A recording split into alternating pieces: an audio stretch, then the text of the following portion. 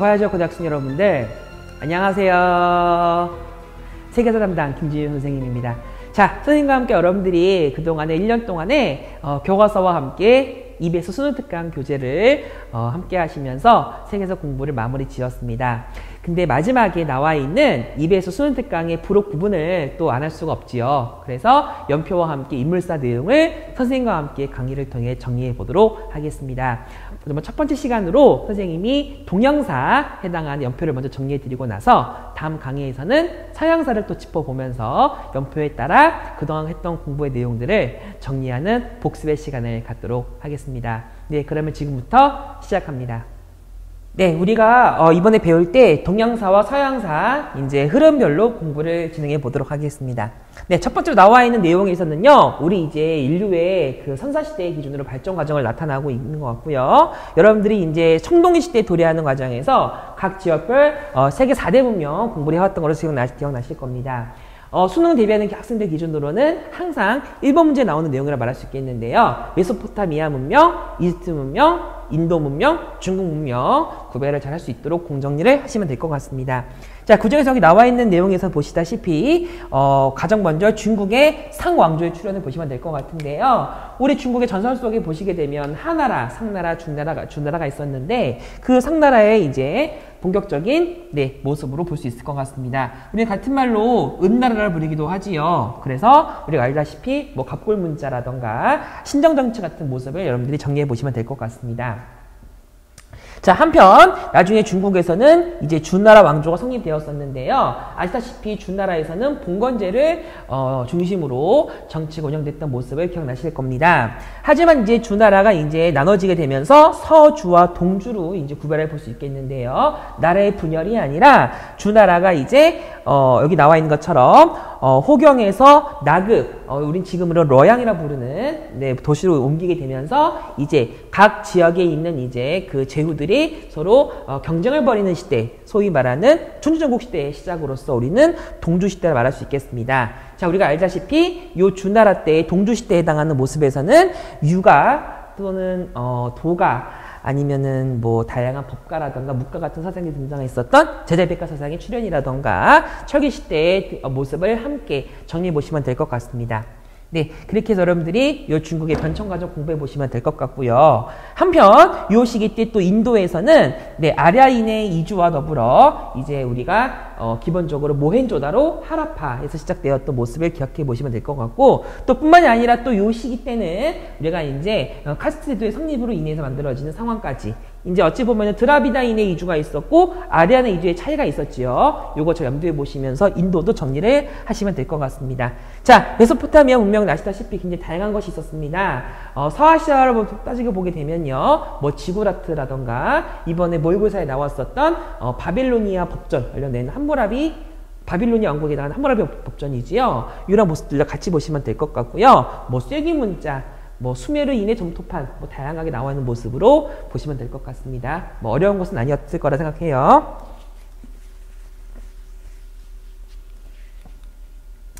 자, 다음에 넘어가게 되면서 중국을 최초로 통일하는 왕조가 있다면 바야흐로 우리는 진나라라 말할 수 있겠습니다. 자, 연도 외워주시기 바랍니다. 기원전 221년 진나라의 시황제가 전국시대를 통일하게 되면서 이제 각각의 다양한 정책들이 있었는데요. 시황제 업적 굉장히 많습니다. 몇 가지만 선생님이 읊어드리게 된다면, 일단은 뭐 만리장성 쪽, 아니면은 이번에 이제 모의고사에 나왔던 등장처럼 반량전이라고 하는 동전의 유통, 어찌 보면 이제 도량의 통일을 말할 수 있겠고요. 또는 분서갱유, 무조건 나오는 모습으로 보시면 될 것 같습니다. 그래서 이제 많이 나오는 것이 한 나라의 무지 업적과 서로 비교하면서 나올 수 있기 때문에 인물사를 위해서라도 또는 나라의 모습을 위해서라도 정리를 구별해서 하시면 될 것 같고요. 여기 나와 있는 것처럼 진승과 오광의 난으로 인한 농민 반란으로 이제 진나라가 휘청이게 되면서 기원전 206년 무려 15년 만에 나라가 멸망한 사실을 보시면 될 것 같습니다. 그래서 이제 중국 상황에서는 초나라와 한나라가 이렇게 쟁투를 벌이는 과정에서 찬나라의 유방이 이제 결국 승리하게 되었었고요. 한고조 유방 이후에 한무제 유철 같이 정리를 해보시면 될 것 같습니다. 그래서 여러분들한테 기억나다시피 군국제와 군현제의 차이 다시 한번 보시면 될 것 같고요. 자, 한나라 때 무제 또 기억나다시피 그 시기에는 유교 정치를 강조했었기 때문에 동중서의 권유로 인해 이제 유학이 이렇게 이제 변성하는 과정들, 그리고 태학 설치뿐만이 아니라 한나라 때 있었던 것으로서 향거리 선제 몇 가지의 포인트들이 있었습니다. 같이 정리를 해주시면 될 것 같고요. 자, 이렇게 중국 상황에서는 왕망이 이끌었었던 이제 이 나라가 잠깐 한나라 멸망이 되면서 신이 건국되었지만 바로 후한, 소위 말하는 유수가 광무제로 등극하게 되면서 다시 한번 한나라가 부활됩니다. 그래서 우리가 전한, 후한이라 말을 하지요. 하지만 184년에 황건적의 반란으로 인해서 나라가 이제 흔들리게 되었었고, 결국은 조조, 우리가 알고 있는 그 총나라, 오나라, 위나라의 삼국시대에 해당하는 위나라의 왕이었는데, 그 조조와 그 아들 조비에 의해서 한나라가 멸망했었는데, 그때 연도가 220년이 되겠습니다. 연도 기억해 주세요. 하지만 자, 위초고의 시대가 끝나고 나서 진나라가 통일하였지만 나중에 나중에 또 각기에 있었던 왕들의 반란과 이제 유목민족의 침입으로 인해서 혼란스럽게 되었었지. 그래서 동진으로 나중에 움직이게 되면서 56호 시대가 도래하는 이 혼란스러운 시대. 그래서 우리가 이때 시대를 위이제 남북주대라 말한다는 것을 같이 보시면 될 것 같습니다. 그래서 끝나는 시점이 589년이었는데 이때가 바로 수나라의 건국을 의미하기도 합니다. 그치? 그래서 여기 나와 있는 모습들을 같이 보시면 될 것 같고요. 자, 한편 이 시대 때 인도의 모습도 같이 정리를 하셔야겠습니다. 자, 우리가 알다시피 이 시기 때 인도에서는 자, 마우리아 왕조와 쿠샤 왕조를 통해서 그 당시에 브라만교에 대립하는 과정에서 불교가 성립했다는 사실을 같이 보시면 될 것 같아요. 그래서 성저부 불교의 아소카 왕이 있다면 마우리아 왕조고, 카니슈카 왕의 쿠시안 왕조의 모습을 보시면 될 것 같지요. 그리고 부처님 조각이 있다면 쿠시안, 부처님이 아니라 불교를 상징하는 몇 가지의 그런 상징 아이템들을 만드는 시대 모습은 마우리아 왕조, 이렇게 공부해 보시면 될 것 같고, 자, 그 다음에 이제 구타 왕조가 등장하게 됩니다. 자, 구타 왕조의 특징은 인도의 고전 문화의 완성을 의미하는 시기이기 때문에 여기 나와 있는 것처럼 힌두교의 성립 과정, 그리고 산스크리트어, 아니면 마하바라타나 라마야나 같은 그 당시의 고전 문학의 등장도 같이 보시면 될 것 같고요. 우리 또 배웠던 것처럼 아시다시피 뭐 엘로라 석굴이라던가 아잔타 석굴 같이 정리를 해보시면 될 것 같습니다. 자, 조심해야 될 것은 구타 왕조 때는 이슬람교의 특징이 나와 있지 않다는 사실을 잘 정리해 보셔야 될 것 같고요. 그래서 우리 수능특강 교재에서는 예전에 배웠던 것처럼 지도가 나와 있었습니다. 그래서 사사왕조 페르시아와 대립하는 모습까지 같이 보시면 될 것 같고, 주로 많이 나오는 내용 중에서는 이제 구타 왕조가 위에 나와 있었던 에프탈의 침입으로 힘이 약해지는 과정까지 이 포인트를 놓치지 마셔야겠습니다. 네. 그래서 우리 이제 4세기를 넘어가서 위진남북 시대에 해당하는 내용에서의 5세기의 상황을 다음 슬라이드에서 이어서 공부를 해보도록 하겠습니다. 아까 설명했던 것처럼 중국에서는 위진남북조 시대에 의미하겠는데요. 이러한 이제 남북조 시대 중에서 선미족이 세웠던 나라 중에 부기가 있었는데, 그 부기가 바로 이제 중요한 시험 포인트로서는 효문제의 한화 정책을 다시 한번 정리를 하셔야겠습니다. 자, 그래서 이번 10월 학평 같은 경우에서는 이 지문이 문제 2번이 나왔었는데요. 이 과정에서 이제 교과서에 없는 외부 지문을 통해서 알 수 있는 것이 뭐 공자를 숭상했다는 표현이 나와 있었던 것으로 보시면 됩니다. 왜? 공자는 한족의 문화를 의미하거든. 그래서 효문제 업적 정리를 반드시 여러분들이 하셔야지만 문제를 풀 수 있을 것 같고요. 나머지 몇 가지 차이점도 정리를 하셔야겠습니다. 자, 이러한 과정에서 연도 암기하셔야 되는 게 바로 이 부분일 것 같죠. 그래서 수나라가 남북조를 통일하는 과정, 이렇게 보시면 됩니다. 자, 그 다음에 나중에 수나라가 이제 수나라 문제, 수나라 양제 두 명의 황제가 있었는데요. 각각의 차이점을 정리해 보시면 될 것 같습니다. 예를 들면 과거제 시행, 여기 나와 있는 모습에서는 대운하 건설과 더불어 고구려 원정 실패, 이런 포인트에 있었던 것을 보시면 되지요. 그리고 그 다음에 이제 등장했던 나라는 당나라였었는데, 당나라 고조 이연이 나라를 만들고 나서 당나라의 그 이연의 아들이었던 이세민이 두 번째 황제가 되었던 당태종 모습도 정리해 보시면서 각각의 당나라의 전성기 모습을 보시면 될 것 같습니다. 네, 한편 여기 나와 있는 모습처럼 수나라, 당나라 이제 이렇게 정리가 되는 중국 상황에서는요, 유진단 폭조 시대의 특징이 중국 이제 수나라와 당나라와 차이점도 같이 아셔야 될 것 같습니다. 그래서 우리 알다시피 이게 귀족 문화라는 것 더불어 이제 도교와 청남 서상을 주로 유행했던 시기가 있었다면, 그리고 뭐 문벌귀족의 사회 모습이라던가 아니면은 뭐 구품관리법 같은 제도의 등장의 시대 모습이 요 시대 모습이라면, 당나라 같은 경우는 굉장히 글로벌하고 굉장히 이제 귀족적인 모습을 알 수 있겠지요. 몇 가지 유물이 있었기 때문에 당삼체, 뭐 공영달의 오경정의 이런 포인트들도 놓치지 말아야겠고요. 또 당나라 때 있었던 몇 가지의 제도들도 있었을 겁니다. 예를 들면 삼선육부 제도, 아니면은 뭐 여기 있었지만 균전제, 이제 다 이어지는 것처럼 뭐 부병제 이런 것도 다 존재했을 것 같은데 같이 정리를 하셔야겠습니다. 한편 요 시기 때 이제 일본의 모습 잠깐 보시면 될 것 같은데요. 일본 같은 경우는 선생님이 다음에 또 이제 알려드리겠지만 그 맨 처음 시작이 있었던 것이 다이카 개신에 해당되겠습니다. 일본에서는 우리가 알다시피 이제 뭐 우리 세계사 기준으로는 고대사가 이제 사실상 시작하는 게 야마토 정권이기 때문에 645년에 있었던 다이카 개신으로 인해 일본에서는 중국의 유명제도를 받아들이게 되면서 중앙층 국가의 모습을 갖추게 된다는 모습을 보시면 되겠죠. 자, 한편 이 시기 때 서아시아 지역에서는요, 이슬람교가 생기게 됩니다. 그래서 무함마드가 메카에서 메디나로 옮기는 이 과정을 우리는 성스러운 이주라고 해서 헤즈라라 부르는데요. 연도를 기억해 주시면 좋을 것 같습니다. 그래서 이 헤즈라 이후에 이제 무함마드 사후에 이제 그 무함마드를 계승하는 이제 우리는 종교적 지도자를 칼리프라 부르지. 그래서 정통 칼리프 시대, 그 다음에 우마이야 왕조, 아바스 왕조, 후 우마이야 왕조, 그 다음에 이슬람교를 믿는 몇 가지의 나라들의 모습을 정리를 하셔야 될 것 같습니다. 자, 선생님이 꼭 강조하고 싶은 것은 수도 이름이에요. 다시 한번 알려드리다시피 아바스 왕조면은 바그다드, 우마이야 왕조는 다마스쿠스, 그렇지요. 티무르, 사마르칸트, 사파비의 왕조, 이스파한, 이렇게 수도 이름도 같이 아셔야 될 것 같습니다.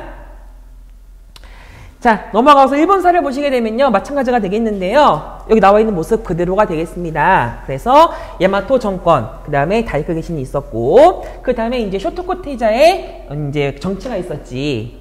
그 다음에 이제 나라 시대가 있었고 헤이안 시대가 있었는데요. 각각의 차이점들을 여러분들이 잘 정리를 하셔야겠습니다. 나라 시대 특징으로 넘어가게 되면 우리가 이제 여기 나와 있는 것처럼 이제 8세기라고 보시면 될 것 같고요. 9세기 이후부터는 헤이안 시대에 해당합니다. 그래서 여러분들이 아시다시피 뭐 만엽집, 고사기, 일본 서기에 등장하는 모습, 뭐 가나문자, 국풍문자, 그리고 뭐 견당사의 뭐 금지, 아니면은 겐지 이야기 유행, 이런 모습도 있을 겁니다. 꼭 정리하셔야 될 것 같고요. 헤이 안교와 헤이 조교와 같은 수도의 차이도 여러분들이 아시면 될 것 같습니다.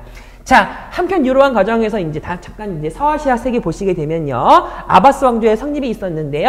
아바스 왕조가 멸망하는 과정, 요거 우리 이번 수능 특강 문제집의 실력 플러스에 나왔던 문제가 되겠습니다. 우리 이제 실력 플러스에서는 우리 쿠블라이 칸이 나왔는데요. 아바스 왕조는 멸망시킨 나라는 셀주크 트르크가 아닌 몽골족입니다. 아시겠죠? 그래서 어찌 말한다면 아바스 왕조와 셀주크 트르크 둘 다 공통점이 몽골의 침략을 멸망한다는 것을 보시면 될 것 같은데, 연도 외워주세요. 요게 우리 실력 플러스에서 나왔던 연도가 되겠습니다.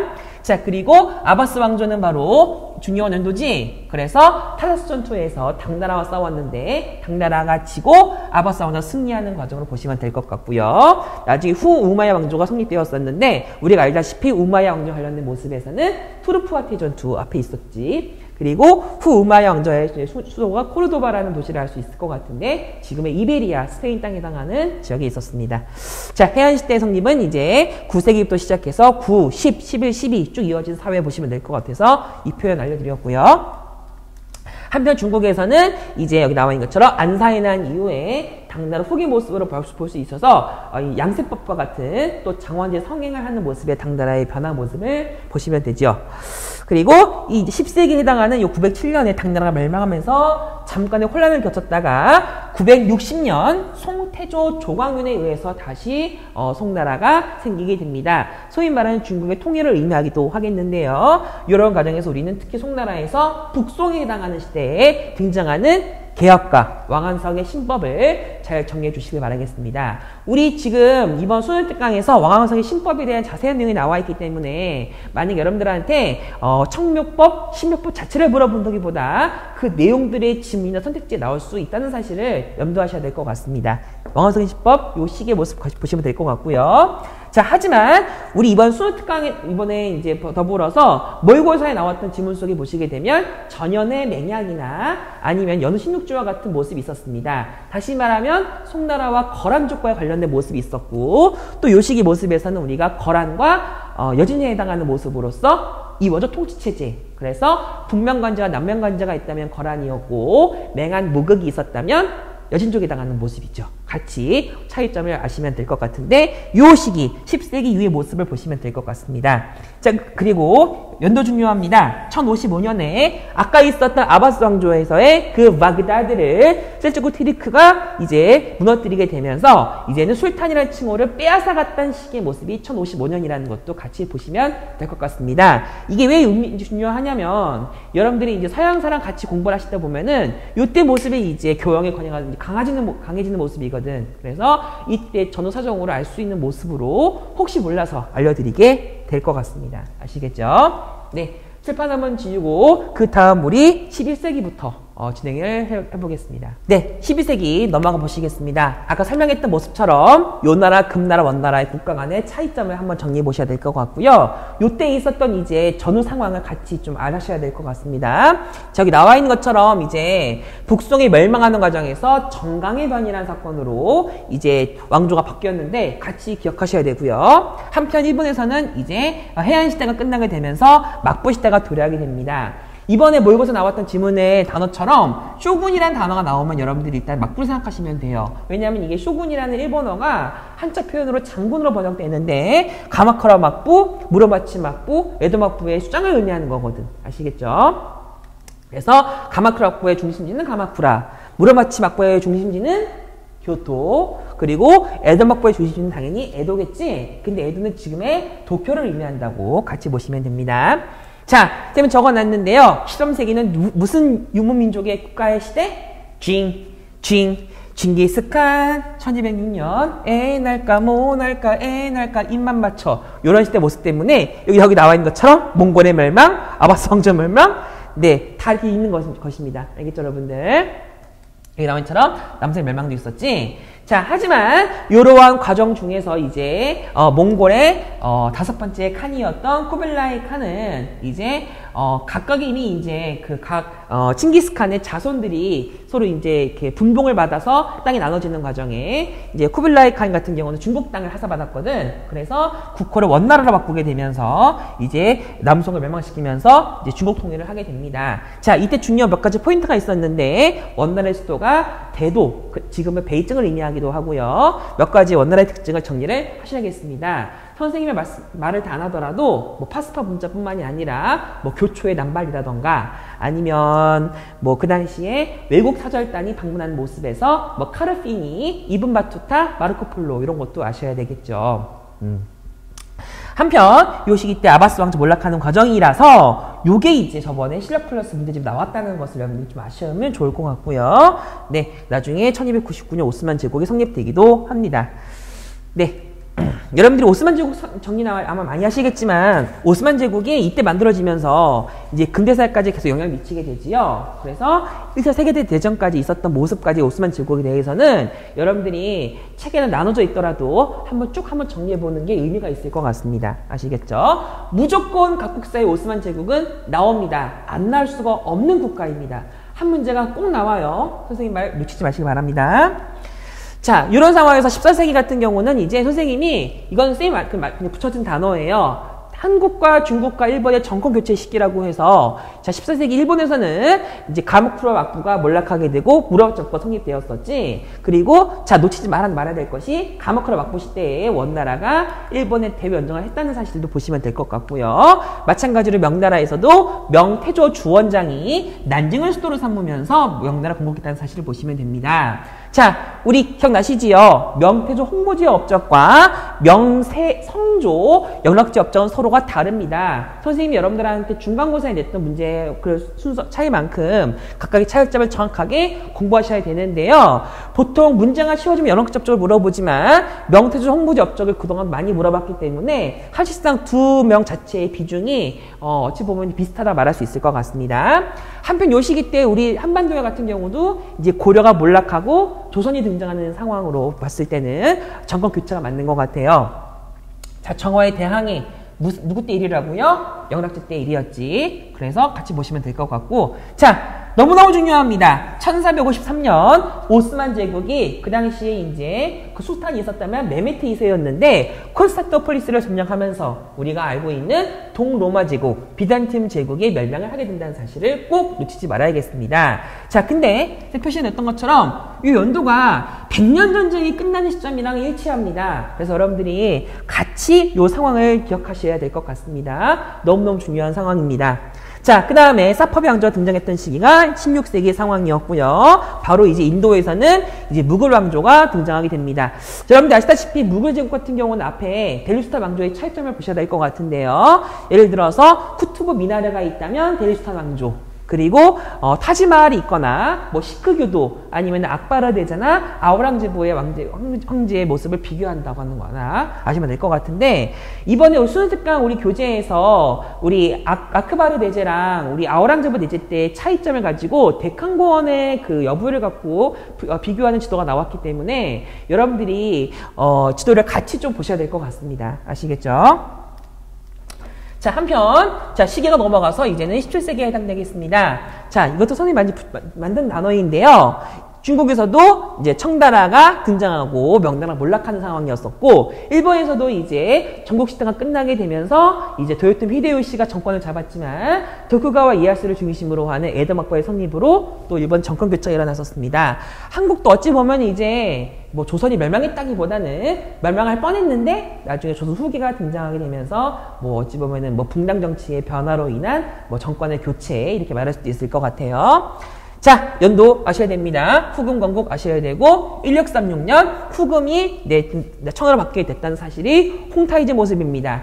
자, 수능 세계사에서 중요한 포인트는 청나라에서 홍타이지, 강희제, 옹정제, 걸륭제 업적 비교하는 거 정말 중요합니다. 꼭 정리를 하셔야 됩니다. 그리고 이 시기 때 있었던 외국 서양 사절단이 방문이 또 있었지. 그리고 카스틸리오네나 아니면은 그 당시에 아담샬 아니면은 마테오 리치아 같은 서양 선교사의 방문으로 인한 문화의 변화도 같이 염두를 하셔야겠습니다. 놓치지 말아야 될 포인트가 됩니다. 자, 그리고 여러분들이 이제 그 동아시아사를 공부하는 학생들이라면 3번의 난과 그 당시에 있었던 이제 정성공에 대한 그 토벌 과정하는 과정, 네르친스크 조약에 관련한 모습도 사이를 아셔야 될 겁니다. 왜냐하면 슈인장이라던가 아니면은 그 당시 있었던 몇 가지의 그 감합 무역 아니면은 그 당시 제한적인 무역의 모습을 통해서 그 당시에 차이를 알 수 있거든. 요것도 같이 보셔야 될 것 같아요. 자, 그 다음에 이제 여러분들이 보셔야 될 부분이 이제 인도 근대사 시작에 해당하겠는데요. 그 첫 번째 해당하는 사건이 1757년에 있었던 플라시 전투에 해당하겠습니다. 그래서 이게 영국과 프랑스가 싸우는 이제 전투였는데 영국이 승리하게 되면서 이제 우리가 알고 있다시피 인도 역사는 어찌 보면 영국의 식민지로 전락하는 과정으로 볼 수 있었지. 한편으로 프랑스가 지게 되면서 우리는 인도차이나 반도에서 있었던 프랑스의 변화하는 과정을 여러분들이 기억하는 것으로 보시면 될 것 같습니다. 자, 어렵지 않아요. 그 다음에 이제 1757년에서 딱 100년을 더하면 1857년인데 이때가 이제 세포위 항쟁이 시작되면서 본격적인 무굴 제국의 변화가 찾아오게 되고 동인도 회사 이렇게 꾸준히 있지요. 이런 모습에서 같이 내용을 보시면 될 것 같습니다. 네, 칠판 한번 지우고 그 다음 우리 19세기로 넘어가 보도록 할게요. 다음에 보게 되면요, 이제 여러분들한테 이제 적어놨던 것처럼 네, 집중 암기의 시작이 되겠습니다. 네, 사실 선생님이 여러분들한테 이 연도를 다 외우라고 하고 싶어. 왜냐면은 사실 연도 외우면은 요 시기 때 있었던 전후사정 다 정확히 파악되거든. 만약에 연도가 자신 없으시면요, 순서를 차이로 보시면 됩니다. 예를 들어서 자, 1차 아편 전쟁이 끝나고 나서 체결된 조약이 난징 조약이고 그 다음 일어났던 운동이 이제 태평양 운동이 되었었지. 그리고 끝 무렵에 등장하는 것이 양무 운동이었고, 요 사이에서 2차 아편전쟁이 에로 사건으로 인해 만들어지게 되면서 결국은 아편전쟁의 종식은 텐진 조약과 베이징 조약으로 인해서 나타났던 사실을 보시면 됩니다. 당연히 알겠지만 또 숭시험보의 포인트는 요 난징 조약과 베이징 조약의 차이를 정리해보는 것도 필요할 것이고요. 나중에 양보운동이 전개되면서 이제 청나라와 일본의 전쟁이었던 청일전쟁이 벌어지게 되었지만 나중에 시모노세키 조약으로 인해서 일본의 승리로 끝나게 되었고, 결국은 시모노세키 조약 이후에 일본의 간섭이 확대되려고 하는 찰나 상업 간섭으로 인해서 일본 영향력이 축소되었습니다. 이러한 과정을 여러분들이 순서를 보시면 됩니다. 알겠죠? 조금 더 디테일하게 공부하게 된다면 이때 있었던 상황에서 일본의 상황을 같이 정리해 보셔야 될 것 같아요. 자, 그동안 일본사 같은 경우는 이제 에도마부 시대였지만 1854년에 있었던 미이라친 조약 체결로 인해서 일본이 문호 개방을 합니다. 그 다음에 4년 후에 있었던 밀수어 통상 조약으로 인해서 이제 일본이 본격적으로 더 확실하게 이제 항구를 개항을 더 많이 하게 되었었고, 이러한 과정에서 등장하는 일본에서는 이제 근대화하는 과정에 우리가 알다시피 태정봉환 아니면 패번치원 같은 모습을 통해서 일본이 이제 근대화 개혁을 대표로 말할 수 있는 메이주신이 일어나게 됩니다. 그 다음에 이제 일본이 본격적으로 대외 연정을 하게 되었었는데요. 우리가 알다시피 이와쿠로 사슬단도 비롯해서 한반도나 오키나와를 공격하는 모습도 같이 보시면 됩니다. 근데 이 모습 같은 경우는 여러분들이 동아시아사를 고려한 학생들도 같이 정리를 하시면 될 것 같고요. 마지막에 나와 있는 것처럼 일본에서 지구헌법이 공포되는 시기의 모습이 89년이었고 그 다음에 지구의회 시작이 1890년 이렇게 내용을 보시면 될 것 같습니다. 네, 이렇게 본과 더불어 인도도 잠깐 보시게 되면요. 인도에서도 아까 설명했던 것처럼 1857년 세포의 항쟁을 시작하게 되면서 이제 본격적으로 이제 동인도 회사가 인도를 완벽하게 잠식하는 과정에 등장이 되었었지만 나중에 이제 영국령 인도 제국 성립이 되면서 이제 무굴 제국을 멸망하게 됩니다. 하지만 나중에 벵골 분할령과 그 당시 있었던 브라흐마 사만지 운동 그리고 인도 국민회의가 등장하는 과정에서 인도의 모습이 변화되는 것을 같이 보셔야 될 것 같죠. 순서를 잘 정리해 보시면 됩니다. 인도에 대한 문제는 이번에 수능이 나올 가능성이 매우 높습니다. 꼭 정리해 주시길 바라겠고요. 한편 오스만 제국도 나와 있는 건데요. 똑같습니다. 자, 오스만 제국 같은 경우는 탄지마타 발표되는 과정에서 소위 말하는 은혜 개혁으로 변화가 있었는데 다음 20세기에 있었던 청년 튀리크당의 그 봉기랑 구별을 하시는 것도 또 중요할 것 같습니다. 아시겠죠? 그리고 이번 모의고사 나왔던 내용처럼 여기에 나와 있진 않지만 사실은 이번에 이란의 그 영국에 대한 담배 불매 운동이 나왔었거든. 이란도 공부하셔야 됐고요. 자, 이집트에 나와 있었던 무하마드 알리 집권으로 인한 아랍의 파시에 하려는 모습도 같이 조금 보시면 될 것 같아요. 그래야 여러분들이 어려운 문제를 정복할 수가 있거든. 알겠죠?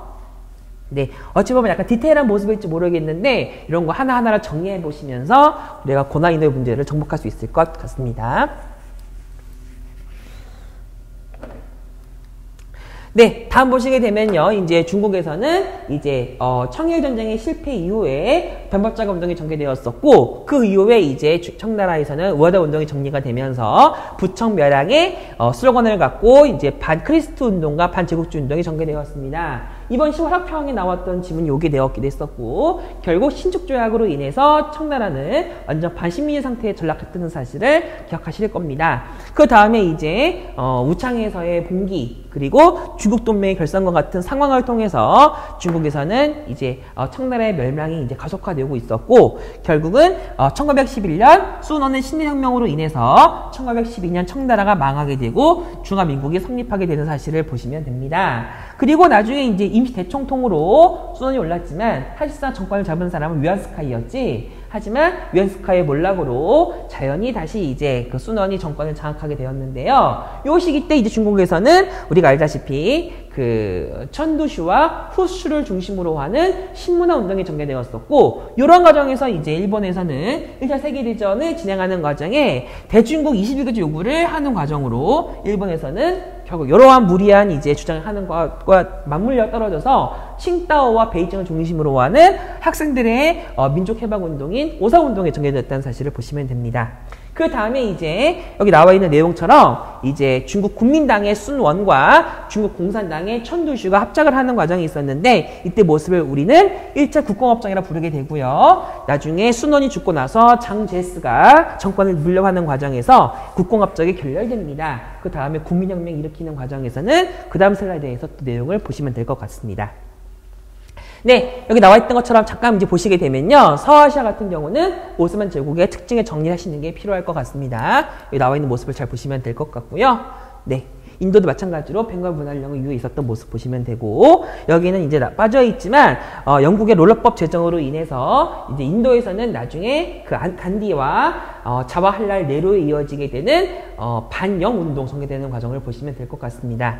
자, 여기도 빠져 있긴 한데요. 선생님 여러분들한테 그동안에 베트남, 그 다음에 필리핀 한번 알려드렸던 적 있었을 것 같은데요. 태국과 베트남과 필리핀 같은 경우에서는 각각의 인물들이 있었습니다. 예를 들어 판보이쪼우, 라마 5세, 아니면 호세 리살 이런 사람들이 항상 이번엔 정답으로 나왔을 적이 있었기 때문에 같이 보셔야 될 것 같고요. 자, 동남아시아사 같은 경우는 우리 9월 모평에 나왔던 것처럼 아예 대놓고 문화재의 그림을 고르거나 문화재를 아예 그냥 설명을 고르게끔 문제가 나온 적이 있었습니다. 그래서 여러분들이 보로부두르와 앙코르와트의 차이도 같이 보시면 될 것 같습니다. 알겠죠?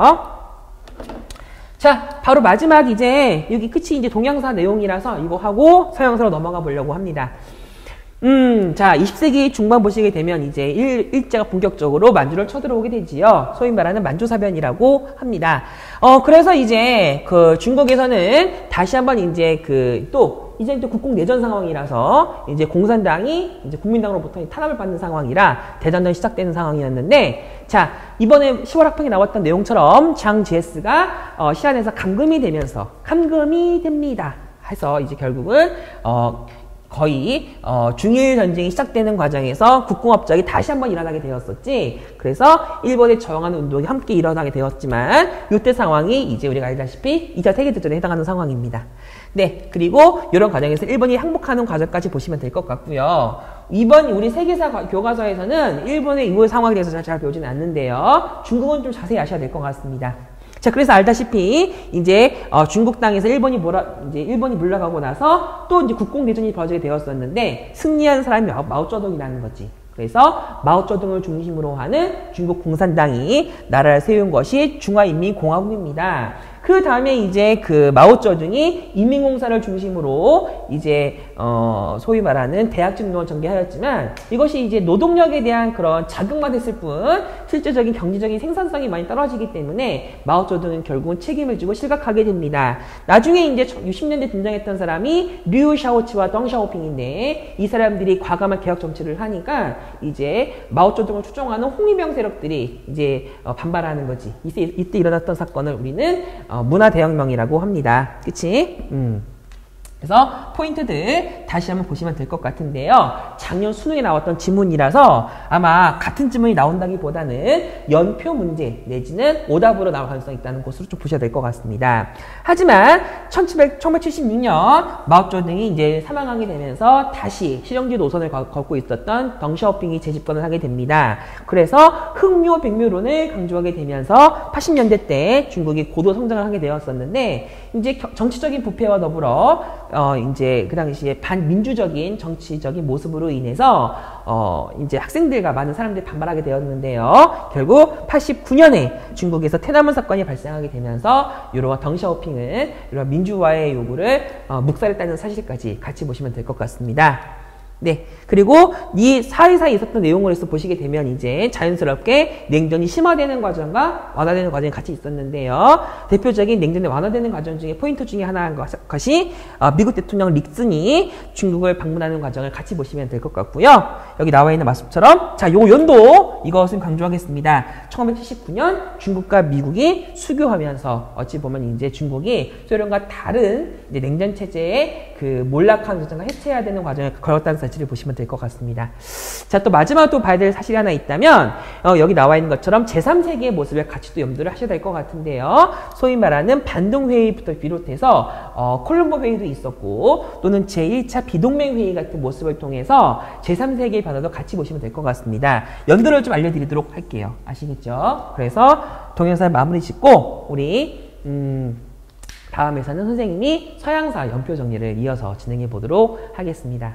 네, 지금까지 선생님과 함께 연표 특강으로 동양사 부분까지 마무리 지었습니다. 워낙에 볼륨이 크다 보니까 부득이하게 이 강의를 서양사, 동양사 나누어서 진행을 해야 될 것 같습니다. 요즘 참고하시고 다음 서양사 연표 특강에서도 같이 공부하셔야 될 것 같은데요. 선생님이 세부적으로 이렇게 짚어지는 내용들이 수능 포인트이기 때문에 선생님과 함께 연표를 정리하시면서 세계사에 대한 내용을 총정리한다는 개념으로 같이 보시면 될 것 같습니다. 네, 다음 시간에도 함께 진행을 해봐야 될 것 같습니다. 지효쌤과 함께하는 세계사 공부, 연필과 함께하는 세계사 수업은 다음 시간에도 계속됩니다. 다음 시간에 만나요. 안녕.